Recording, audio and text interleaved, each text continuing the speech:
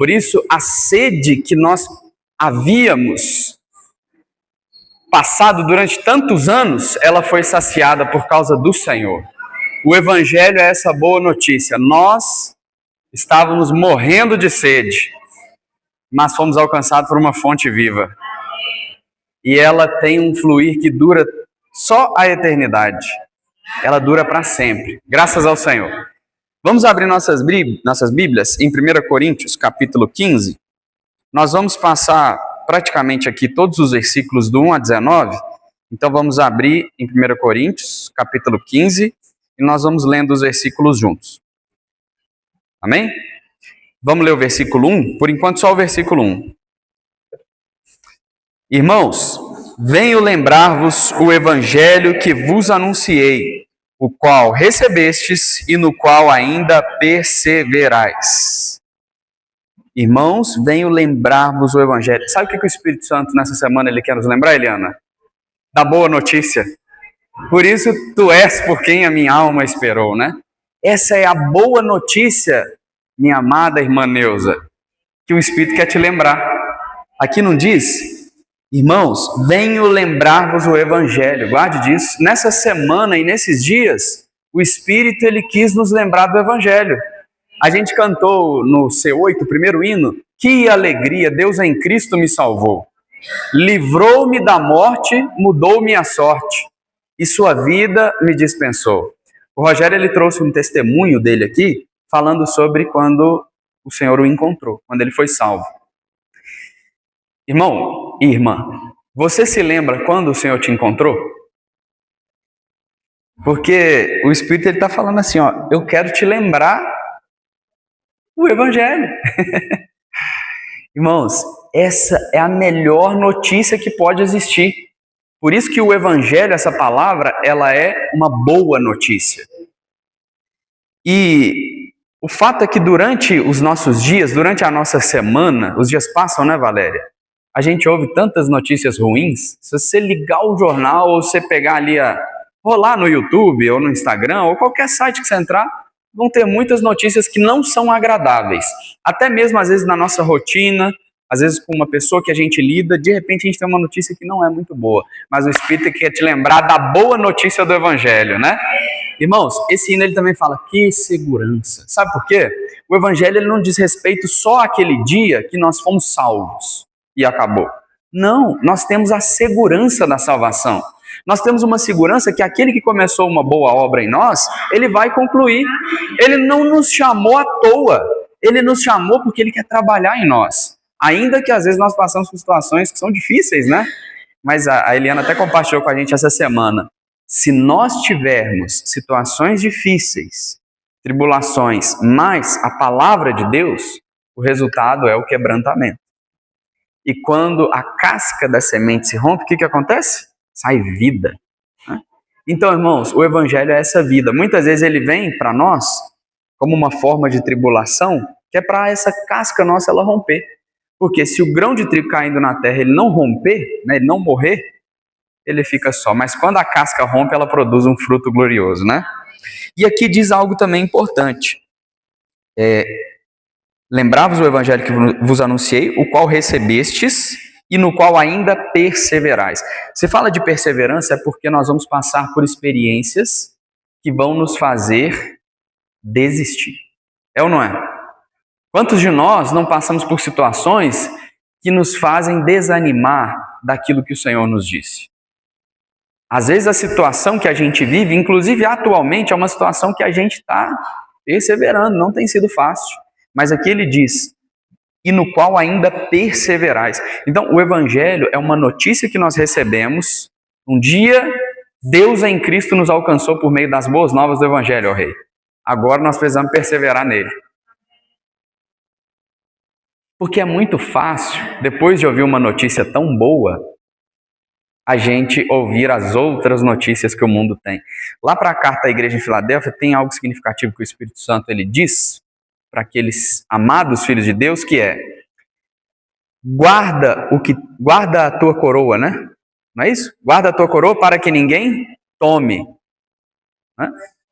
Conserva o que tens para que ninguém tome a tua coroa. Aí, ó, obrigado. Venho sem demora. Conserva o que tens para que ninguém tome a tua coroa. Quem tem uma coroa aqui? Irmãos, estou falando de coroa sim, não é o que vocês pensaram, não. Eu tenho minha coroa aqui já. Mas é essa coroa do Evangelho. Quem tem essa coroa, irmão? O Rogério falou que tem também. Aí não, né? É, a menininha, é verdade. Docinho de leite, é verdade. Com coco, né? Com coco. Ó Senhor Jesus. Irmãos, brincadeiras à parte, o Senhor já nos deu essa coroa. Agora eu preciso conservar ela, porque vão vir situações em que essa coroa ela vai tentar ser roubada. É ou não é? Por isso aqui fala, no qual ainda perseverais. Então, irmãos, o Evangelho é uma ótima notícia. Mas Satanás, ele quer roubar essa boa notícia de você. Ele quer falar assim, Neuza, você é uma perdedora. Não dá mais.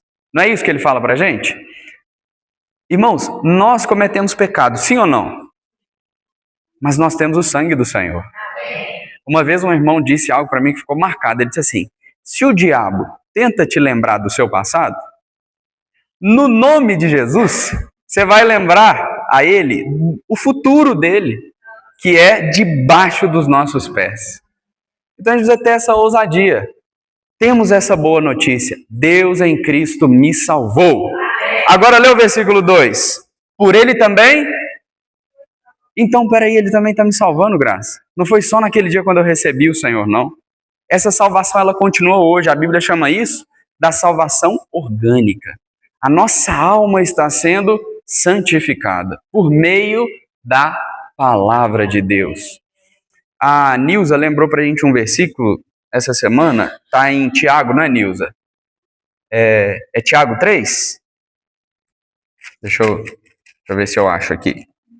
Tiago 3, versículo 10? Não, acho que não é esse, não. É aquele que fala, talvez meu pai vai saber. Não, não é isso, não. É aquele que fala que... 2:1? Deixa eu ver aqui.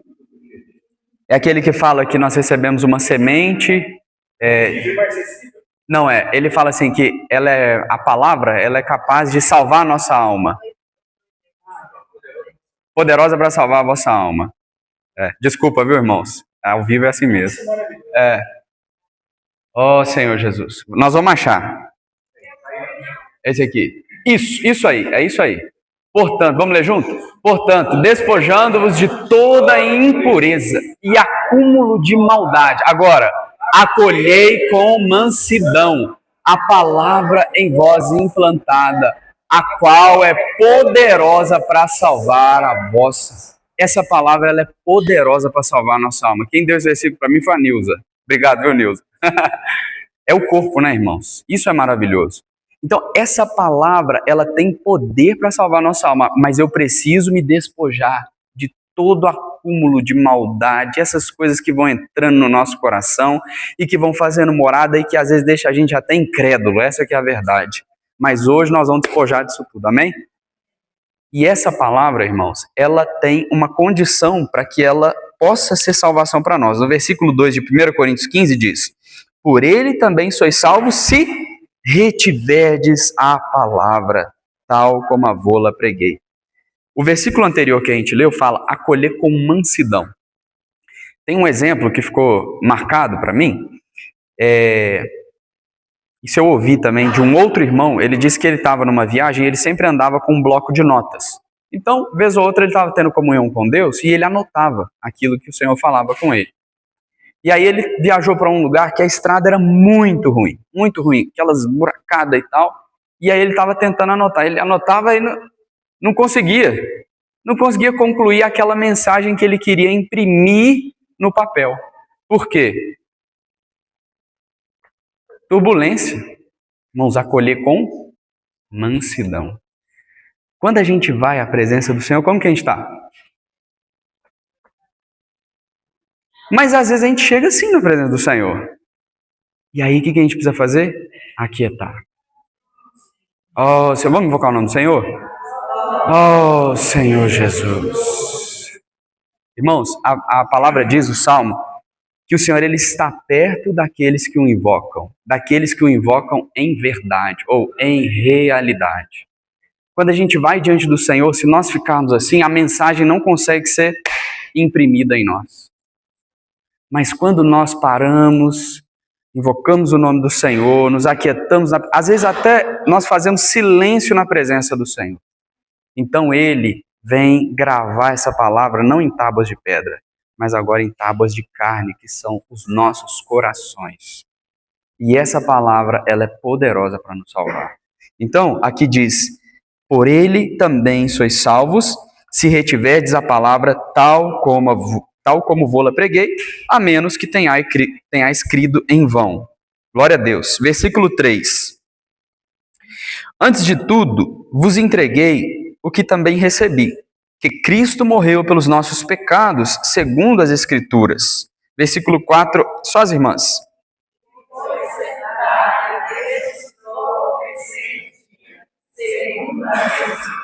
O versículo 5, os irmãos.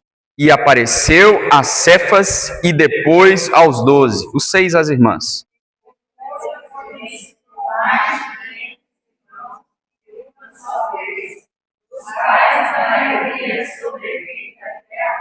Os irmãos. Depois foi visto por Tiago, mais tarde por todos os apóstolos, todos juntos. E afinal, depois de todos, foi visto também por mim, como por um nascido fora de tempo. Esse grupo de versículos, ele fala o que é o Evangelho. Porque se o Espírito ele quer nos lembrar dessas boas novas, o que é essa boa notícia que nós recebemos? Então, aqui fala de 3 itens. A morte do Senhor. Irmãos, nós merecíamos ir para o lago de fogo, sermos condenados à morte por causa dos nossos pecados. O Senhor, quando Adão e Eva estavam no jardim, Deus disse, se comer da árvore do conhecimento do bem e do mal, o que acontece? Morte. Então Deus não estaria sendo injusto se Ele nos enviasse direto para o lago de fogo, porque Deus é justo e Ele falou, quem pecar vai morrer. Só que graças a Deus, irmãos, Deus ele é justo, mas Ele também é amoroso. Agora, como é que faz para conciliar isso? Justiça e amor. No Antigo Testamento, qual que era a maneira? Deus ele dizia para o homem assim, Sônia, eu te amo tanto. Você pega o seu cachorrinho ou o seu gatinho, que você ama tanto, já que você pecou, mata ele no seu lugar. Eu recebo, para você não ter que morrer. Só que na época não era gatinho, né? Era o carneiro, o gado, o cordeiro. E assim, vários animais morreram no meu e no seu lugar. Pergunta, é justo isso, Helena? Quem pecou? Quem deveria morrer? Agora, se não é justo um animal morrer no meu lugar, quanto mais o Filho de Deus. Oh, Senhor Jesus. Que grande amor, irmãos. Mas a morte do Senhor, ela não fala apenas do amor do Senhor, ela também fala da justiça. Porque Deus disse, pecou, salário, morte. Então toda a ira de Deus foi descarregada naquele homem Jesus. Ele suportou tribulação, homem de dores, ele sabe o que é padecer. Ele foi esmagado, ferido. O pecado nosso, que quando vem sobre nós, parece que é um peso de 1 milhão de quilos, estava sobre os ombros daquele homem, mas não só o meu pecado, o seu pecado, de todos nós. E essa dívida foi paga por causa da morte do Senhor. Essa é uma morte eficaz. Resultado, justificados, pois, mediante a fé, nós temos paz. Irmãos, por causa do sangue derramado do Senhor, hoje quando nós aplicamos e dizemos, Senhor, lava-me com teu sangue, imediatamente a nossa comunhão é restaurada com Deus. Esse é o Evangelho. Meus irmãos, nós não tínhamos chance nenhuma de ir para a presença de Deus, mas o Cordeiro de Deus, eis o Cordeiro de Deus que tira o pecado do mundo. Por isso agora, já nenhuma condenação há. Você está feliz por isso? Esse é o Evangelho. Irmãos, não há mais condenação, porque a lei do Espírito e da vida em Cristo Jesus, ela me livrou, ela te livrou da lei do pecado e da morte. Essa é a morte do Senhor. Mas ficou só na morte? Ele ressurgiu. Da sepultura saiu, com triunfo e glória ressurgiu. ressurgiu vencendo a morte e seu poder, com os santos para sempre irá reger. Ressurgiu, ressurgiu, aleluia, ressurgiu. Irmãos, nada pode reter esse homem vitorioso, santo, puro, inculpável, mas não só homem, ele é Deus. A morte foi vencida, mas não só a morte. Aquele que tem o poder da morte, a saber, o diabo, esse que fica nos acusando, ele também foi derrotado. Por quê, irmãos? Porque ele ressuscitou! Oh, Senhor Jesus! Irmãos, isso nos dá uma esperança gloriosa. Porque quando Cristo ressuscitou, quando ele morreu, a condenação foi embora. Mas quando ele ressuscitou, agora vem as bênçãos, né? Lá em Efésios 1 diz assim, que nós, Efésios 1:3, coloca aqui, olha o que diz. Bendito o Deus e Pai de nosso Senhor Jesus Cristo, que nos tem abençoado com toda sorte de bênção espiritual nas regiões celestiais. Onde você está? Nas regiões celestiais em Cristo. Mas por que isso? Porque ele ressuscitou. Irmãos, se ele tivesse só morrido, já não seria bom demais? Já seria bom demais, nós teríamos paz com Deus, nós não teríamos condenação, os nossos pecados foram apagados, mas como se não bastasse, ele ressuscitou, ele venceu a morte, triunfou e nos elevou juntamente com ele para as regiões celestiais em Cristo. Por isso, essa reunião não está acontecendo aqui na terra. E eu não sou doido, não, mas ela está acontecendo nas regiões celestiais em Cristo. Graças ao Senhor. O que mais? Aqui depois, a partir do versículo... Oh, Senhor Jesus. Versículo 5 diz assim, e apareceu a Cefas, aí o 6 fala, depois foi visto por mais de 500 irmãos, o 7 depois fala, depois foi visto por Tiago, e o 8, e afinal, depois de todos, foi visto também por mim. Então, o que é o Evangelho? Morte, ressurreição e visão. Estão vendo, irmãos? Falou sobre morte, ressurreição e depois falou que ele foi visto por Pedro, foi visto por Tiago, foi visto por 500 irmãos, depois foi visto por um monte de gente. Agora o que falou 8? Vamos ler junto? E afinal, depois de todos, foi visto também por... Você pode declarar isso, irmão? Não precisa responder. Você tem visto o Senhor? Oh, Senhor Jesus. Irmãos, o Evangelho fala sobre a obra do Senhor, mas também morte e ressurreição falam sobre a obra do Senhor. Mas quando fala que ele foi visto por mim, aí está falando da beleza do Senhor. Nós contemplarmos a beleza do Senhor. Fala também das glórias do Senhor. E essa infusão, quando nós contemplamos o Senhor, o que ela faz? Ela transforma a nossa vida. Só que morte, ressurreição e visão, existe um aspecto que é Cristo fora. E existe um aspecto que é unindo isso para que seja a nossa experiência no Evangelho. Então, eu e você, irmãos, precisamos ter experiências da morte de Cristo. Com Ele, não Ele no meu lugar. Não, isso que diz lá em Romanos 6, que Ele levou o nosso velho homem, crucificou. O que isso quer dizer? Que o Espírito Santo, ele vai prover situações para mostrar que eu e você estamos crucificados juntamente com Cristo. Isso é subjetivo. É quando alguém pisa no meu calo. Aí eu preciso lembrar, o Evangelho também crucificou meu velho homem. Glória a Deus por isso. Mas não ficou também só na crucificação, porque se com ele morremos, também com ele ressuscitamos. Mas sem morrer, não há ressurreição. Se ressurreição anelo, tem um hino que fala isso, né? Devo a cruz de Cristo amar. Do morrer procede a vida e da perda o ganhar. Aí tá vendo, irmãos? Isso já é o Evangelho de maneira subjetiva, já é Cristo em nós, nos levando à experiência de morte, mas também de ressurreição. E mais, se nós passamos por esse processo durante 1 ano, 2 anos, ou algum tempo que seja, agora já não é mais nós apenas vermos a Cristo, mas é Cristo sendo visto em nós.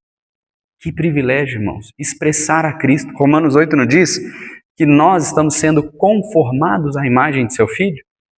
Quando nós olhamos uns para os outros, nós precisamos ver Cristo uns nos outros. Mas por que às vezes também nós não vemos Cristo uns nos outros? Nós precisamos ser honestos. Eu preciso ir diante do Senhor e falar: Senhor, eu ainda te expresso pouquinhos. Não é? Todos nós temos Cristo. Todos nós temos. Mas qual é a porcentagem no nosso viver em que as pessoas falam: Flávio é um Jesus copy, é uma cópia de Jesus, é um discípulo de Jesus. Tem até um canal que chama isso, né?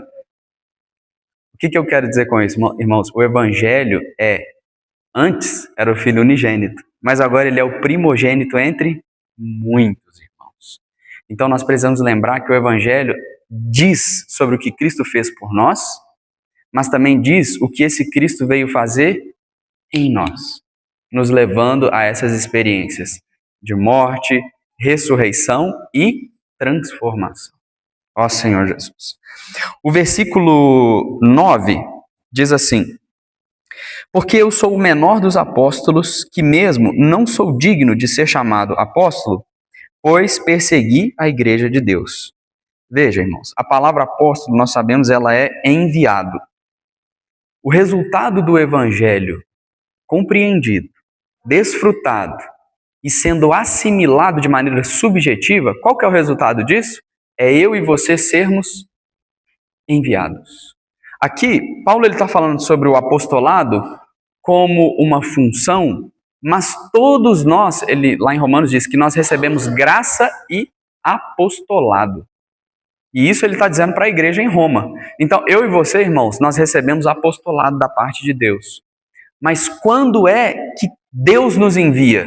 É quando nós recebemos o Evangelho, desfrutamos o Evangelho, permitimos que essas boas novas da morte, ressurreição e das experiências subjetivas de quem Cristo é, comecem a trabalhar na nossa vida. Sabe qual que é o resultado? O Espírito nos envia. Ele nos envia como apóstolos. Aonde? No meu trabalho, na minha família, com os meus vizinhos, aonde nós estivermos. E aí aqui Paulo ele diz algo interessante no versículo 10. Mas pela graça de Deus, sou o que sou. Porque a gente pode pensar assim, né? Então agora nós somos apóstolos, né? Aí, pela graça de Deus, sou o que sou. Se Deus nos envia, se o Espírito Santo habita, e de fato habita, e trabalha em nós, isso é o quê? Graça. Não é mérito nosso. Mas olha que interessante agora esse jogo de palavras que ele diz. Mas pela graça de Deus sou o que sou. E a sua graça que me foi concedida não se tornou vã. Aqui já vem o primeiro item. É possível que a graça seja vã. Receber a graça em vão. Olha o que diz 2 Coríntios 6. Aqui está um pouquinho na frente. 2 Coríntios capítulo 6, versículo 1. Diz assim: e nós, na qualidade de cooperadores com ele, também vos exortamos a que não recebais em vão a graça de Deus. Às vezes, irmãos, essa graça ela vem dia após dia para nós, mas ela não produz algo. Aí Paulo ele diz aqui para nós: a sua graça que me foi concedida não se tornou vã. Por quê? Antes trabalhei muito mais do que todos eles, todavia não eu, mas a graça de Deus comigo. Aqui tem dois aspectos, né, desse versículo. Por um lado, fala da graça que ela vem e ela produz um fruto. Mas por outro lado, fala dessa graça que ela vem em nós e ela trabalha em nós. Porque nós não podemos trabalhar para Deus se Deus não trabalhar em nós. Entende? O nosso trabalho para Deus, se não vem do trabalhar da graça, ele é igual a zero. Mas nós precisamos saber que o Espírito, Pai, Filho, eles têm uma expectativa sobre a nossa vida, que nós possamos dar muito fruto. Olha, João, vamos abrir João 15. João, capítulo 15.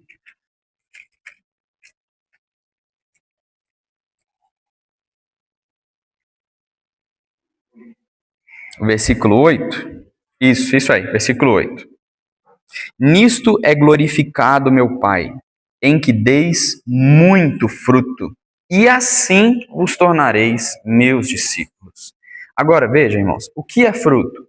Fruto não é um resultado do trabalho, simplesmente. Fruto não é resultado, né? Resultado qualquer pessoa pode dar. Dedicada, uma pessoa pode dar resultado. Fruto é o resultado do trabalhar da graça. E como que a graça ela trabalha em nós, irmã Helena? Quando nós lembramos da boa notícia do Evangelho. O que Cristo fez por nós. Aquele que morreu no nosso lugar. Aquele que levou o nosso velho homem. Aquele que ascendeu aos céus. E agora, trabalhando isso de maneira subjetiva, essas verdades, na nossa vida, então a graça ela começa a operar. Aí essa graça, quando nós vamos recebendo ela, sabe o que nós vamos fazer, irmãos? Igual Paulo. A graça de Deus, ó Senhor, não se tornou vã para cada um de nós. Amém? Não vamos receber a graça de Deus em vão. Ó Senhor Jesus. Aí aqui, a partir do versículo 12, entra um novo assunto.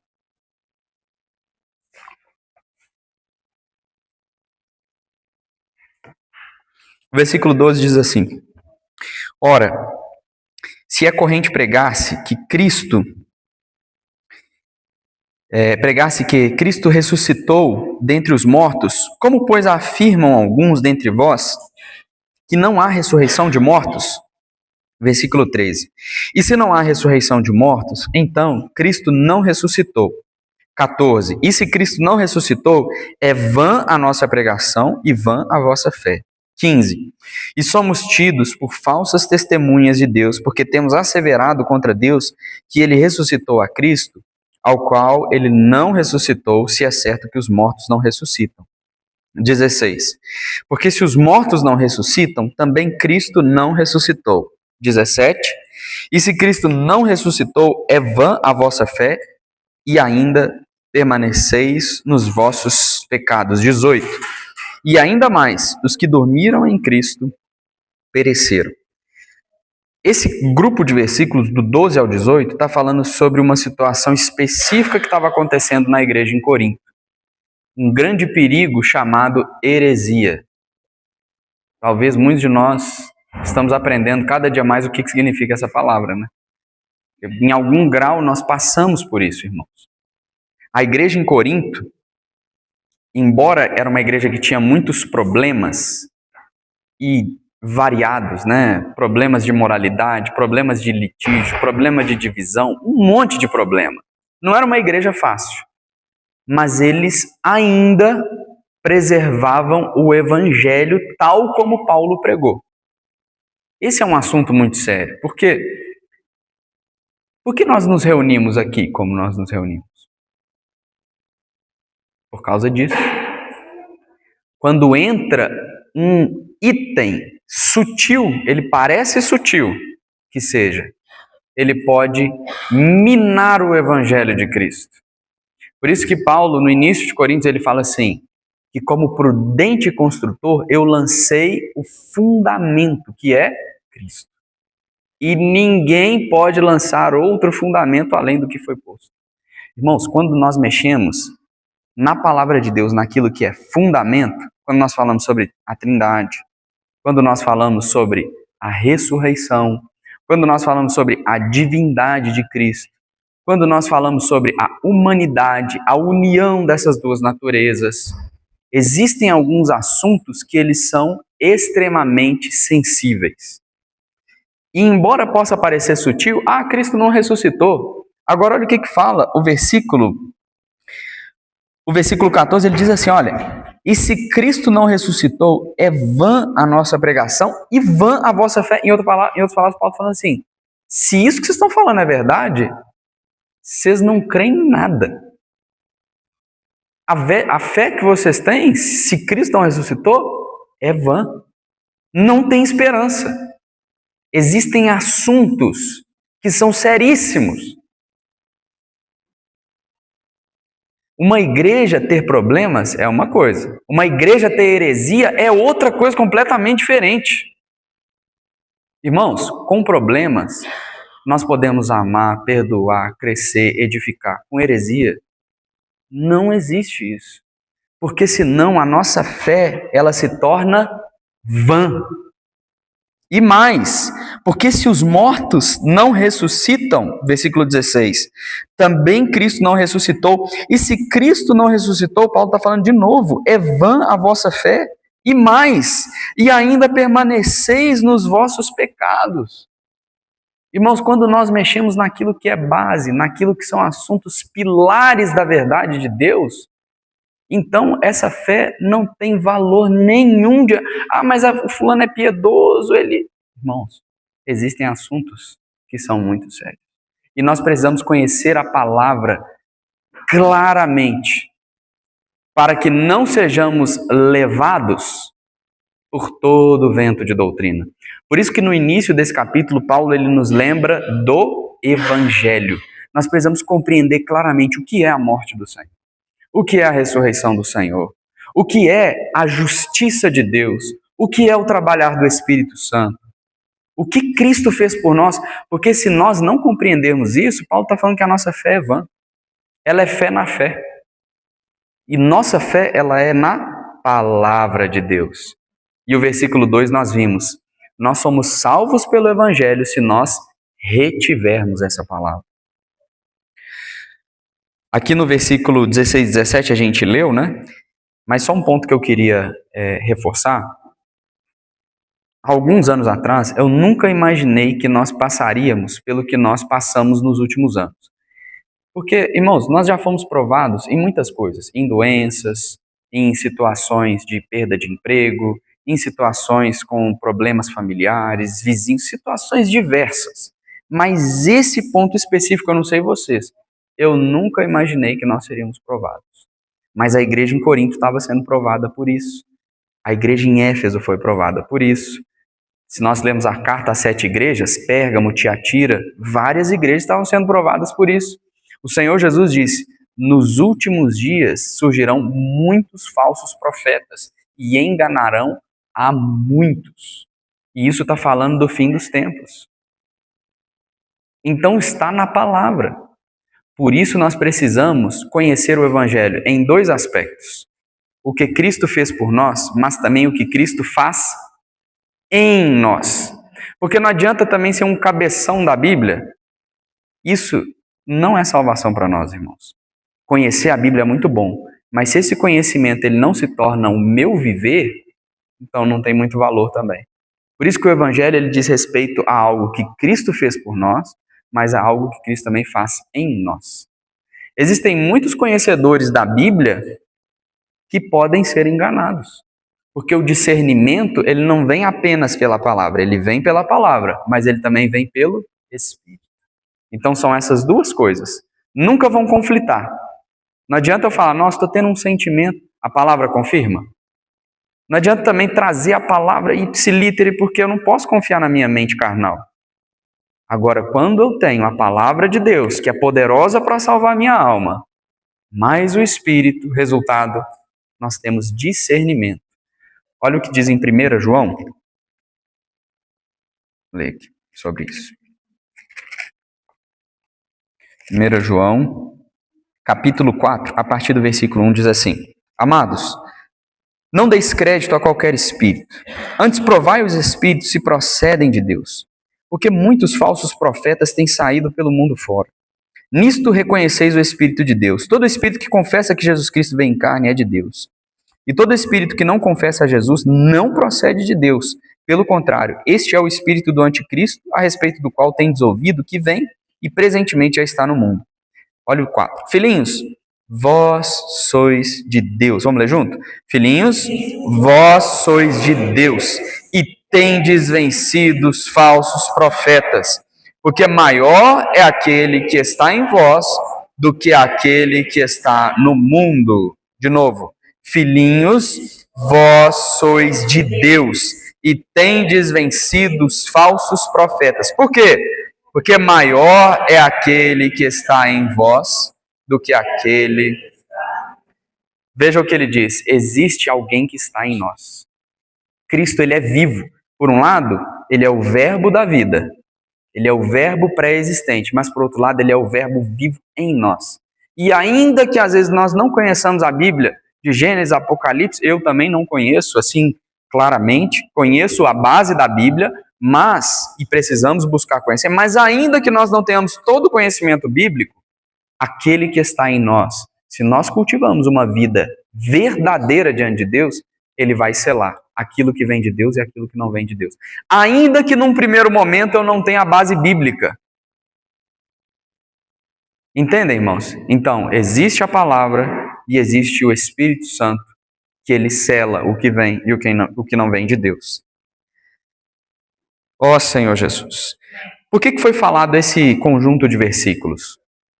Porque eles estão conectados em conhecer o Evangelho. Esse é o desespero do apóstolo Paulo. Às vezes a gente acha que conhece o Evangelho, mas nós precisamos conhecer o Evangelho nesses dois âmbitos, irmãos, na palavra e na experiência. Conhecer o Evangelho que trabalha na minha vida, que muda o meu jeito difícil, o meu caráter, que me transforma, que infunde a glória de Deus para dentro de mim. Mas também conhecer a palavra de Deus. Amém? Último versículo 19, diz assim, o Rogério até compartilhou esse versículo conosco. Se a nossa esperança em Cristo se limita apenas a esta vida, somos os mais infelizes de todos. Olha o resultado de uma heresia entrar. Infelicidade, tristeza, angústia. Porque se a nossa esperança em Cristo se limita apenas a esta vida, está conectada à ressurreição. Agora, mudando um pouquinho de assunto, vamos falar especificamente desse versículo. Para minha surpresa, durante a semana, essa palavra vida aqui, que eu achava que era bios, é a palavra zoé, que é vida de Deus, é a vida de Deus, né? Nós temos bios, que diz respeito à vida humana, ou à vida biológica, vida dos animais também, a vida psique, que é a vida da nossa alma, e a vida zoé, que é uma qualidade de vida mais elevada, diz respeito à vida de Deus. Então aqui está falando, se a nossa esperança em Cristo se limita apenas a esta vida zoé, somos os mais infelizes de todos os homens. E aí deu um parafuso na minha cabeça, eu confesso. Que eu falei, eu pensei, falei, ué, o que Paulo está querendo dizer aqui então, né? Eu vou tentar explicar isso, mas que o Espírito me ajude.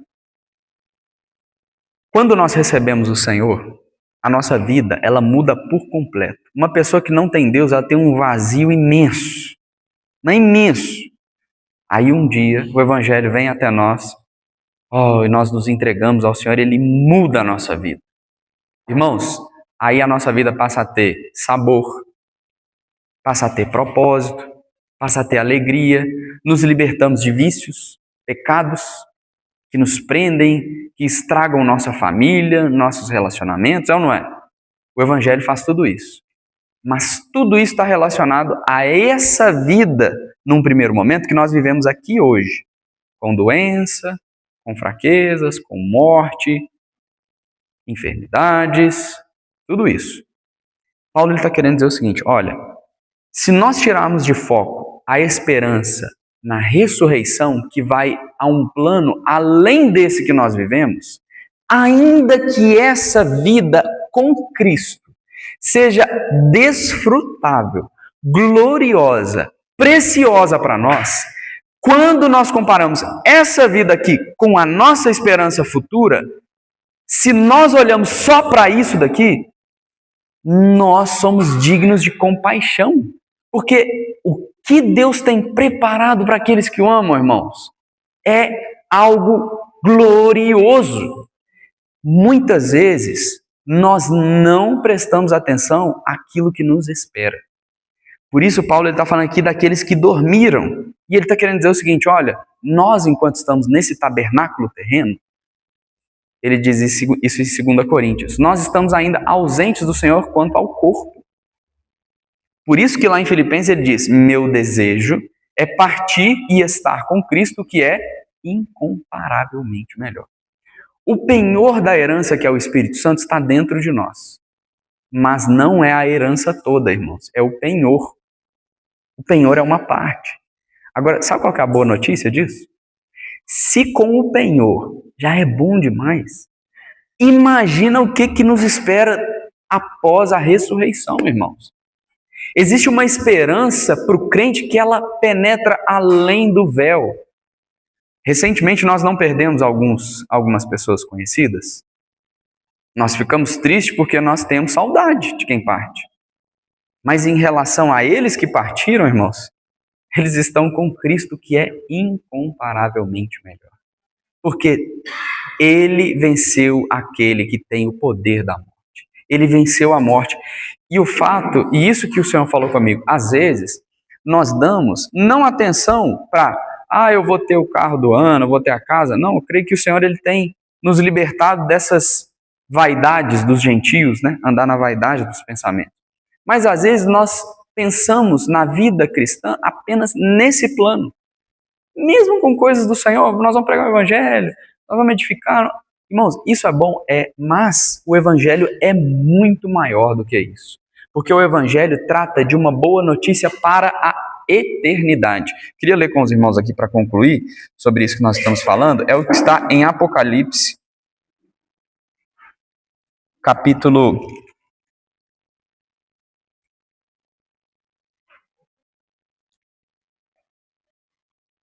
A partir do versículo 3, diz assim... Vou começar a partir do versículo 1, capítulo 21. Vi novo céu e nova terra, pois o primeiro céu e a primeira terra passaram e o mar já não existe. Vi também a cidade santa, a nova Jerusalém, que descia do céu da parte de Deus, ataviada como noiva, adornada para o seu esposo. Então ouvi grande voz vinda do trono dizendo: Eis o tabernáculo de Deus com os homens, Deus habitará com eles. Irmãos, essa é a esperança. Leia com atenção. Eles serão povos de Deus, e Deus mesmo estará com eles. Versículo 4. E lhes enxugará dos olhos toda lágrima. Irmãos, enquanto nós estamos aqui, ainda que eu seja o homem ou a mulher mais espiritual possível, eu ainda tenho lágrimas. Sim ou não? Eu e você passamos ou não por angústias? Mas, e lhes enxugará dos olhos toda lágrima. E a morte já não existirá. Já não haverá? Nós temos luto aqui, irmãos. Nem pranto, nem dor. Irmãos, quantos de nós, às vezes até uma dor de coluna, eu tenho enxaqueca, por exemplo, quando eu tenho enxaqueca, isso é uma coisa que me incomoda muito. Então, ainda que nós tenhamos uma vida espiritual muito madura e devemos buscar e almejar o máximo que o Espírito Santo puder trabalhar em nós, nesse plano nós devemos buscar isso, mas nós precisamos ter um olho, uma visão que ela vai além disso, porque se isso já é bom, meus irmãos, o que nos espera, eu vou continuar lendo. Porque as primeiras coisas passaram. 5.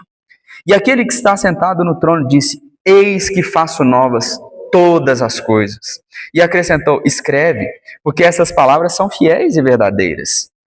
Versículo 6. Disse-me ainda: Tudo está feito. Irmãos, ainda nem tudo está feito. Eu sou o alfa e o ômega, o princípio e o fim. Eu, a quem tem sede, darei de graça da fonte da água da vida. O vencedor herdará estas coisas, e eu lhe serei Deus, e ele me será filho. Os últimos versículos que eu gostaria de ler estão em Apocalipse 22. A partir do versículo 1. Então me mostrou o rio da água da vida, brilhante como cristal, que sai do trono de Deus e do Cordeiro. No meio da sua praça, de uma e outra margem do rio, está a árvore da vida. Olha que interessante. Em Gênesis 1 e 2, fala de um rio e fala de uma árvore da vida. Quando Deus criou o homem, ele colocou o homem nesse lugar chamado Éden, que quer dizer lugar de delícias, prazer, gozo, deleite. Irmãos, por meio do Espírito Santo foi nos restaurado o acesso à árvore da vida. Mas isso ainda não é em plenitude. Por isso que 1 João diz assim: sabemos que seremos semelhantes a ele, porque haveremos de vê-lo como ele é. Por mais que nós tenhamos muita visão do Senhor e muitas glórias ainda aqui por meio do Espírito nessa vida, nos espera algo muito grandioso. E aqui está dizendo: no meio da sua praça, de uma e outra margem do rio, está a árvore da vida. Essa árvore da vida, quando nós estivermos com o Senhor, nesse momento, vai ser algo indescritível, irmãos. Que produz 12 frutos, dando o seu fruto de mês em mês, e as folhas da árvore são para a cura dos povos. 3. Nunca mais haverá qualquer maldição.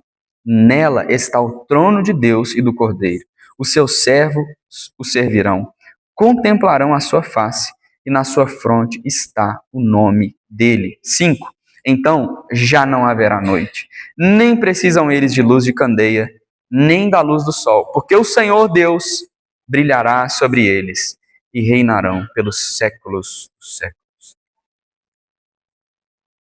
Resumindo, aqui diz que se a nossa esperança em Cristo se limita apenas a esta vida, nós somos os mais infelizes. Mas a gente já viu que nós temos uma esperança que é muito maior do que essa vida. Então, irmãos, nós somos os mais felizes dos homens, porque temos o Espírito Consolador que veio habitar em nós. Mas um dia Ele mesmo vai voltar para nos buscar, e nós estaremos com Ele durante toda a eternidade. Graças ao Senhor. Amém. Vamos compartilhar em pequenos grupos? Amém.